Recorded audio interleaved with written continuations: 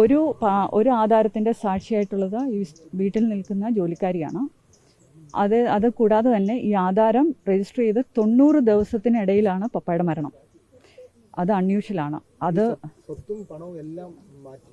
എല്ലാം മാറ്റി. ഞങ്ങൾ അറിയില്ല, അറിഞ്ഞുകൂടാ, ഒന്നും അറിയില്ല.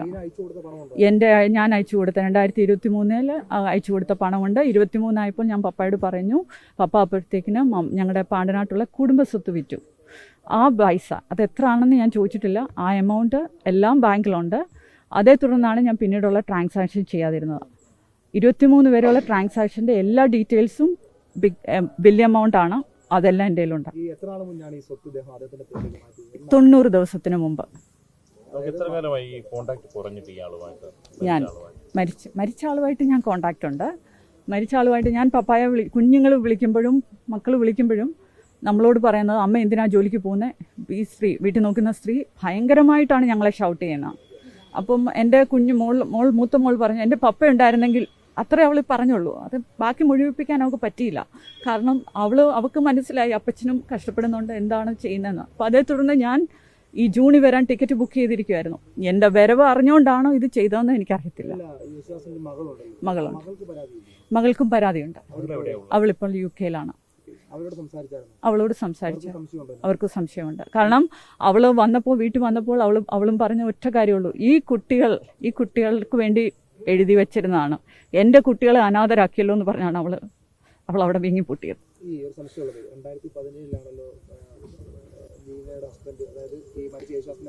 അതെ, മരിച്ചു. ഇല്ല, ബിൻസിൻ്റെ മരണത്തിൽ എനിക്ക് സംശയമില്ല. മരണം സ്വാഭാവികമായിരുന്നു. ഹോസ്പിറ്റലിൽ കിടന്ന് വയ്യായ്മയായിട്ടാണ് മരിച്ചത്. മമ്മിയുടെ കാര്യം, മമ്മിയും വയ്യാതായിരുന്നു. പിന്നെ ഇവരിലൂടെയാണ് നോക്കിയത്. അന്ന് വന്നപ്പോഴും ഒരു സ്ത്രീ ഉണ്ടായിരുന്നു. അവരെൻ്റെ അടുത്ത് ഭയങ്കരമായിട്ട് ഷൗട്ട് ചെയ്തു. ഞാനും അവരോട് ചോദിച്ചു, നിങ്ങൾ ആരാണെന്ന് ചോദിച്ചു എന്നെ ഇത്. അപ്പോൾ അവരെന്നോട് പറഞ്ഞു തന്ന് ലിജി എന്ന് പറഞ്ഞൊരു സ്ത്രീ ആയിരുന്നു. അവർ വന്ന് 5-ാം ദിവസമാണ് അത് മമ്മി മരിക്കുന്നത്. അപ്പോൾ ഞാൻ ആ വീട്ടിലൊക്കെ ഒന്ന് അടുക്കാനൊക്കെ കയറിയപ്പോൾ അവരെൻ്റെ അടുത്ത് ഭയങ്കരമായിട്ട് ഷൗട്ട് ചെയ്തു. ഞാൻ ചോദിച്ചു, നിങ്ങൾ ആരാണ് എന്നെ ഇത് ചെയ്യാൻ? അപ്പം പപ്പായോട് ഞാൻ ചോദിച്ചു, പപ്പ ഇവരെന്തിനാണ് എൻ്റെ നേരെ ഷൗട്ട് ചെയ്യുന്നത്? അപ്പോൾ അവരെന്നോട് പറഞ്ഞത്, എന്നോട് ആരോ പറഞ്ഞിട്ടുണ്ട് ഞാൻ എന്ത് ചെയ്താലും ക്വസ്റ്റ്യൻ ചെയ്യരുതെന്ന്. അപ്പോൾ അതെനിക്കൊരു സ്ട്രൈക്കിംഗ് ആയി. ഞാൻ ചോദിച്ചു, നിങ്ങളോട് ആര് പറയുന്നു? അപ്പം എനിക്കിപ്പം ഡൗട്ടുണ്ട്, ഇതെല്ലാം ഗബ്രിയലിൻ്റെ കളികളായിരുന്നു. ഞാൻ അവിടെ ഒന്നും ചെയ്യരുത്, ഞാൻ അവിടെ നിന്ന് ഇറങ്ങിപ്പോണമെന്നുള്ളത് പുള്ളിയുടെ ആവശ്യമായിരുന്നു. ഗബ്രിയൽ മാമനെ പറ്റി എനിക്ക് പേഴ്സണലി ഞാൻ കല്യാണം കഴിച്ച് വരുമ്പോൾ തൊട്ടേ അവരുമായിട്ട് കേസുകളുള്ളതാണ്. പലവിധമായ കയ്യേറ്റങ്ങളും എല്ലാത്തിലും കേസ് ചെങ്ങന്നൂർ മുനിസിപ്പൽ കോടതിയിൽ കൊടുത്തിട്ടുണ്ടായിരുന്നു. പപ്പായും അതെ, ഞാൻ ഡീറ്റെയിൽ ആയിട്ട് അന്വേഷിച്ചില്ല. ഞാൻ അവിടെ ചെന്ന് ചോദിച്ചത്, അഡ്മിനിസ്ട്രേഷനിൽ ഞാൻ ചെന്ന് ചോദിച്ചത് ഇതെങ്ങനെയാണ് കൊണ്ടുവന്നത്.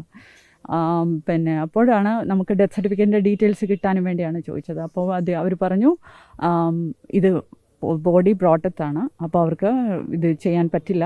അതേ തുടർന്നാണ് ഞാൻ പിന്നെ ചെങ്ങന്നൂർ പോലീസ് സ്റ്റേഷനിൽ കംപ്ലൈൻറ്റ് കൊടുക്കുന്നത്.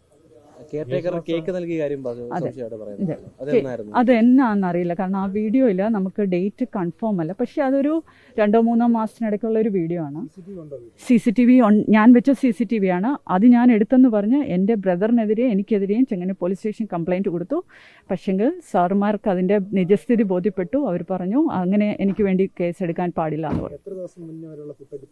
എൻ്റെ കയ്യിൽ എനിക്കറിയില്ല, കാരണം അതൊരു ലൈവ് കുറച്ച് പഴക്കമുള്ളതാണെന്നാണ് വിശ്വാസം. അതെ, അതിന്റെ ഡേറ്റ് അറിയില്ല. അതറിയില്ല.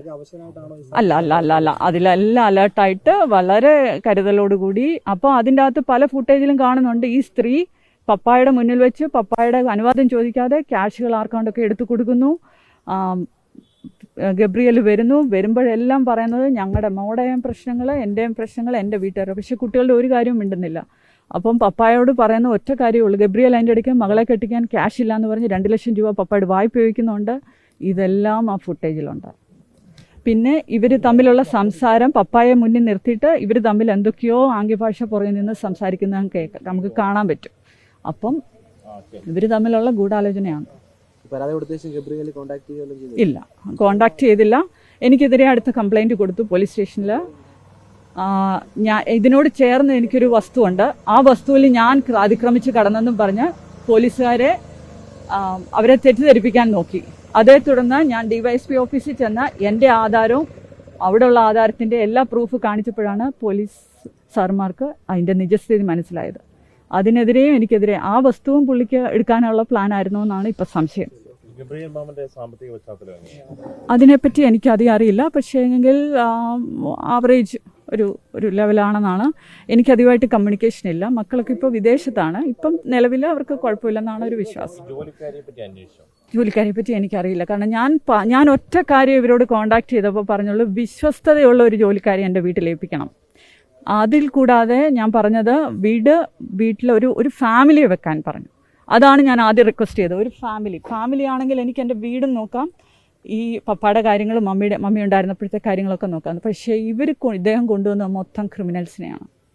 നമ്മൾക്ക് ഒരിക്കലും, അതായത് ഞാൻ കുഞ്ഞുങ്ങളുമായിട്ടുള്ള ഫോൺ കോൾ ചെയ്യുമ്പോൾ ഈ സ്ത്രീ പറയുന്നുണ്ട്, പപ്പ ഇനി നമുക്ക് സിം മാറ്റാം, അപ്പം ഞങ്ങളാരും വിളിക്കത്തില്ലല്ലോ എന്ന്. ഇത് ഞാൻ റെക്കോർഡ് ചെയ്തിട്ടുണ്ട്. അപ്പം ഇതൊക്കെ വളരെ ദുരൂഹതയാണ്. ഇത് കുട്ടികൾക്ക് വളരെ ട്രോമയാണ്. അവർ വളർന്ന വീട്, അവരുടെ പേരൻസും ഗ്രാൻഡ് പേരൻസും അവരുടെ പപ്പയും കൊടുത്ത് ഒത്തിരി സാധനങ്ങൾ, ഇതെല്ലാം ഞങ്ങൾ നഷ്ടപ്പെടുത്തിയിട്ടാണ് ആ വീട്ടിൽ നിന്ന് ഇറങ്ങിയത്. ഞങ്ങൾക്കിത് വൈകാര്യമായിട്ട് വളരെ ബുദ്ധിമുട്ടുണ്ടാക്കുന്ന കാര്യമാണ്. ഇതൊരിക്കലും ഈ ഒരു ലെവലിൽ ഞാൻ എത്തിക്കണമെന്ന് ആഗ്രഹിച്ചല്ല. പക്ഷെങ്കിൽ നാളെ എൻ്റെ കുട്ടികൾ ചോദിക്കുമ്പോൾ എനിക്കൊരു ആൻസർ കൊടുക്കണം. അതിൻ്റെ പേര് മാത്രമാണ് ഞാൻ ഇത്രയും ഫൈറ്റ് ചെയ്ത് ഈ ഒരു ലെവലിൽ എത്തിയത്. ഇതിന് സഹായിച്ച എല്ലാ സാറുമാർക്കും എല്ലാവർക്കും, പ്രത്യേകിച്ച് സജി ചെറിയാൻ MLA, എല്ലാവർക്കും ഉള്ള പ്രത്യേക നന്ദി ഞാൻ സമർപ്പിക്കുന്നു. സ്വത്തുക്കൾ ഇപ്പം നിലവിൽ ഇവിടെയുള്ള ഒരു കടമുറിയും 2 നില വീടും ബാക്കി 28 സെൻറ്റോളം ഓൾ ടുഗദർ വസ്തുക്കളുമാണ് ഇപ്പോഴുള്ളത്. അതുകൂടാതെ ബാങ്ക് ബാലൻസ് എന്തോരം ഉണ്ടെന്ന് ഞങ്ങൾക്കറിയില്ല. അപ്പോൾ മമ്മിയുടെ മരണശേഷം ഈ SBI ബാങ്കിൽ നിന്ന് ഒരു ബൊക്ക കൊണ്ട് സമർപ്പിച്ചിരുന്നു. അതിൻ്റെ അർത്ഥം പപ്പയ്ക്ക് എന്തോ ഒരു തുക ഉണ്ടാവുമായിരിക്കും, എനിക്കറിയില്ല. അതൊക്കെ ആയിരിക്കും ഇവർ എടുക്കാനുള്ള ഒരു കാരണമായിട്ട് ഞാൻ കാണുന്നു. ഇപ്പോൾ പുള്ളി ഭോപ്പാൽ, അതെ, പുള്ളി കോൾ ഫാക്ടറിയിലായിരുന്നു. മമ്മി നേഴ്സായിരുന്നു. അപ്പം മമ്മിയും പറഞ്ഞിട്ടുണ്ട് എൻ്റെ മൂത്ത കുട്ടിക്കാണ് ഇതെല്ലാം വന്ന്. അറിഞ്ഞുകൂടാ, ഇതൊക്കെ തെളിയിക്കപ്പെടണം. എനിക്കൊന്നും അറിയില്ല. പപ്പായുടെ വിരലടയാളമാണ് പപ്പ ഒരു 2-3 വർഷമായിട്ട് നടത്തിയത്. കാരണം സൈൻ ചെയ്യാനുള്ള ബുദ്ധിമുട്ടുള്ളതുകൊണ്ട് പൈസ എല്ലാം എടുത്തുകൊണ്ടിരുന്നത്. അതായത് ഒരു 2 വർഷത്തിന് 1.5 വർഷം മമ്മി മരിക്കുന്നതിന് മുമ്പ് വരെ ട്രാൻസാക്ഷൻസ് എല്ലാം തമ്മാർക്കിലാണ് എടുത്തുകൊണ്ടിരുന്നതെന്നാണ് എനിക്കറിയാൻ കഴിഞ്ഞത്.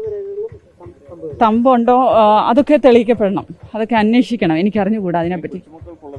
അതെ, കുഞ്ഞുമക്കൾക്കുള്ളതാണ്. കുഞ്ഞുമക്കൾക്കുള്ളതാണെന്ന് പ്രത്യേകം മോൾക്കും അറിയാം, എനിക്കും അറിയാം, പുള്ളിയെ ബന്ധപ്പെട്ട പുള്ളിക്ക് ഇതായിട്ടുള്ള എല്ലാവർക്കും അറിയാം. കാരണം ഈ രേഖകളെല്ലാം കുഞ്ഞുമകളുടെ പേരിലായിരുന്നു, കൊച്ചുമക്കളുടെ പേരിലായിരുന്നു. പ്രത്യേകിച്ച് പപ്പ എന്നോട് പറഞ്ഞാണ്, ഈ മമ്മി മരിച്ചപ്പോൾ ഞാൻ പറഞ്ഞാണ്, എൻ്റെ ഇളയ മകളുടെ പേരിലാണ് FD പുലിയൂർ SBI ഇട്ടിട്ടുണ്ട്. ഞങ്ങളുടെ ആധാർ എല്ലാം കോപ്പികളെല്ലാം പപ്പയ്ക്ക് അയച്ചു കൊടുത്തതാണ്. ഇതിൻ്റെ എല്ലാം തെളിവുകളുണ്ട്. അതെന്നാണ് അതൊക്കെ മാറ്റിയെന്നുള്ളത് എൻ്റെ വിശ്വാസം അനുസരിച്ച് ഒരു 4 മാസം ആയതേ ഉള്ളൂ. അവർ ആദ്യം ഞാൻ ചെന്ന് ആദ്യത്തെ ദിവസം തന്നെയാണ് ചെന്നത്. എൻ്റെ കയ്യിൽ പാസ്ബുക്കോ മറ്റു രേഖകളോ ഒന്നുമില്ല. ഞാൻ പറഞ്ഞു ഞാൻ ഇന്നയാളാണെന്ന് പറഞ്ഞപ്പോൾ അവർ പറഞ്ഞു നോമിനിക്കാണ് അതിൻ്റെ അവകാശം, പിന്നെ പാസ്ബുക്കൊക്കെ കാണിക്കണം, രേഖകൾ കാണിക്കണമെന്നാണ് പുലിയൂർ SBI ബ്രാഞ്ചിൽ നിന്ന് പറഞ്ഞത്. അതേ തുടർന്ന് ഞങ്ങൾ ഇപ്പം അവർ പ്രത്യേകിച്ചൊന്നും പറഞ്ഞില്ല. നമുക്കത്രയും അവിടെ നിന്നൊരു ഇൻഫർമേഷനും കിട്ടിയില്ല. ഞങ്ങൾ പറഞ്ഞു, പിന്നെ അടക്കത്തിൻ്റെ ഒരുക്കങ്ങളൊക്കെ ആയിരുന്നു, നമ്മളും തിരക്കായിരുന്നു. അതിനുശേഷം ഞാൻ SBI ചെങ്ങന്നൂരിൽ ചെന്നു. കാരണം അവിടെയും പപ്പയ്ക്ക് അക്കൗണ്ട് ഉണ്ട്. അവിടെ ചെന്നപ്പോഴാണ് മാം പറഞ്ഞത്, ഓക്കെ ഇതൊക്കെയാണ് കാര്യങ്ങൾ, ലീഗൽ ഹയേഴ്സിൻ്റെ സർട്ടിഫിക്കറ്റ് വേണം, ഡെത്ത് സർട്ടിഫിക്കറ്റ് വേണം. അവരാണ് എനിക്ക് കുറച്ചുകൂടെ നല്ലതായിട്ടുള്ള ഇൻഫർമേഷൻ തന്നത്. അപ്പം ഞാൻ ചോദിച്ചു ഇങ്ങനെ അപ്പം അത് അവർ നോക്കിയിട്ട് എന്നോട് പറഞ്ഞു ചെറിയ എമൗണ്ട് ഉണ്ട് അവിടെ, പക്ഷേ ഇവിടുന്ന് എനിക്കൊരു ഇൻഫർമേഷനും കിട്ടിയില്ല. അറിയില്ല. ഇത് നോമിനി എൻ്റെ ഇളയ കുട്ടിയുടെ പേരിലാണ്, ഇളയ കുട്ടി. അപ്പം മൂത്ത കുട്ടി അവിടെ ഇല്ല. മൂത്ത കുട്ടിയുടെ പേരിലാണ് വീടും എല്ലാം ബില്ല് എഴുതി വെച്ചിരുന്നത്. ആ ബില്ല് മാറ്റിയിട്ടാണ് ഇതെല്ലാം ചെയ്തത്.